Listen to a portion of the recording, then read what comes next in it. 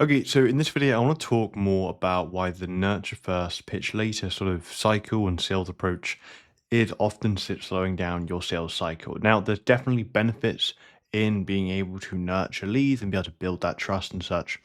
But I think it being done in a way, especially nowadays, which just doesn't work as well people think. So I want to talk firstly about the problems of this.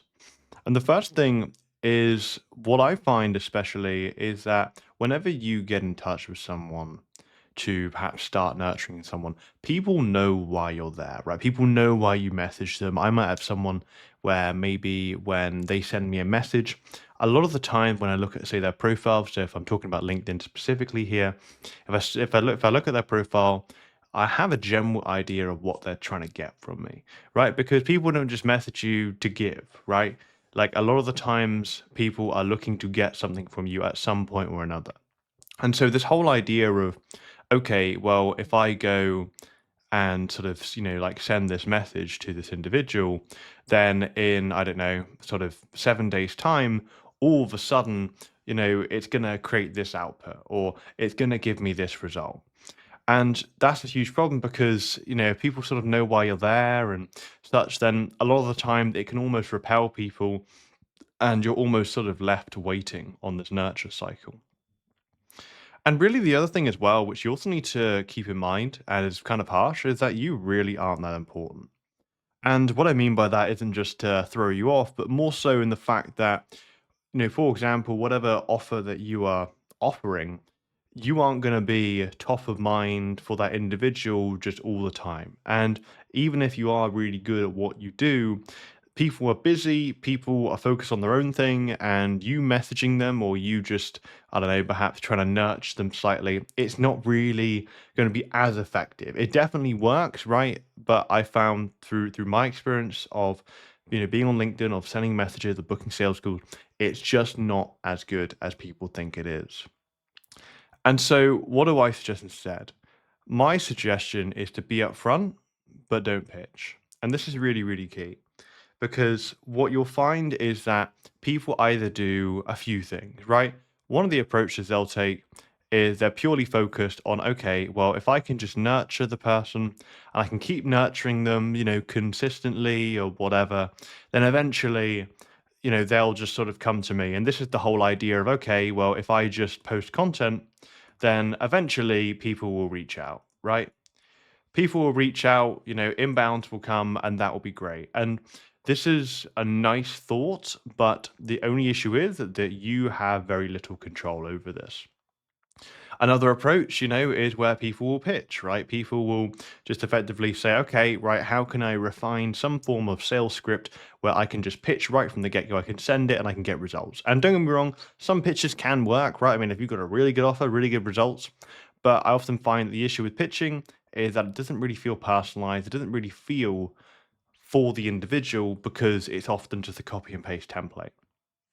So, what do I mean by being upfront and not pitching? So, what I'm meaning from this is that focusing more so on warm outreach, where you can start conversations with ideal clients.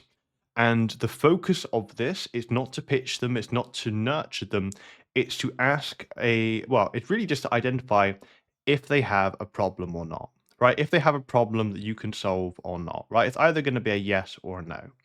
And so my approach with this is pretty simple, right? I'll basically take people that are, say, new connections that are somewhat familiar to me. I'm not saying really hot leads, not really cold either. People that are new connection, people that have perhaps seen a bit of what I do. And I'm going to send them that first message. And all I'm focusing on doing with this first message is being able to personalize it, right? Because I said that that was important. Obviously, the issue with a lot of pictures that is not that personalized. I'll try and personalize it. I might look at the recent post or such.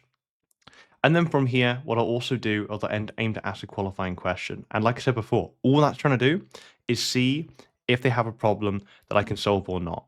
And a lot of the time, this might just be asking a question to see. So, for example, with me, I might ask, how someone's LinkedIn, or perhaps might ask how someone's lead generation is, or like if it's been consistent lately, or if it's been a bit hit or miss, right? So yeah, the question you will ask might be slightly invasive, might be perhaps, I don't know, a bit forward, But at the end of the day, when people get this message, they're going to be looking, well, first of all, they're probably going to look at your LinkedIn profile, right? They're going to look at your banner, your headline, and all that fun stuff.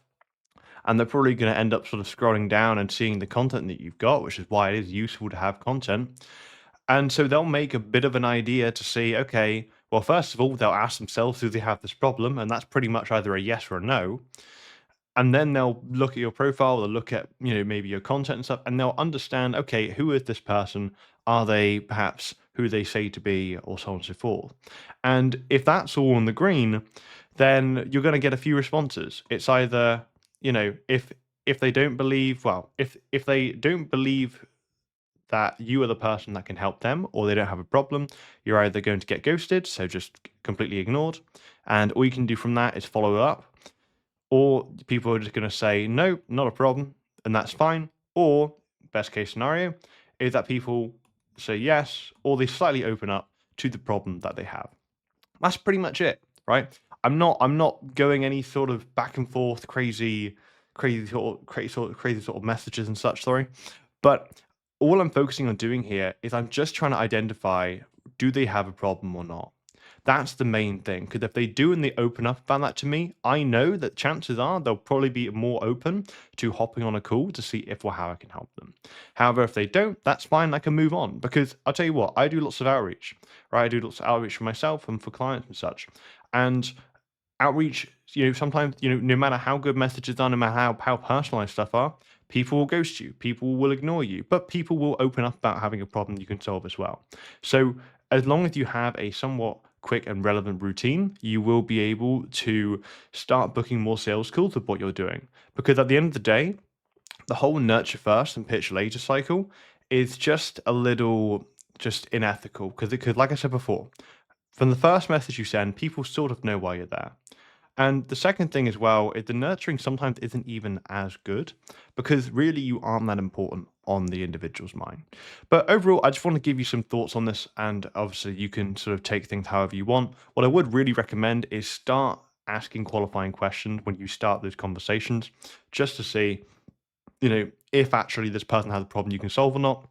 That way, you're not pitching to someone that doesn't have a problem that you can solve and, causing problems on that end as well. So hopefully you found this useful, and if you did, then do let me know. But other than that, chat soon.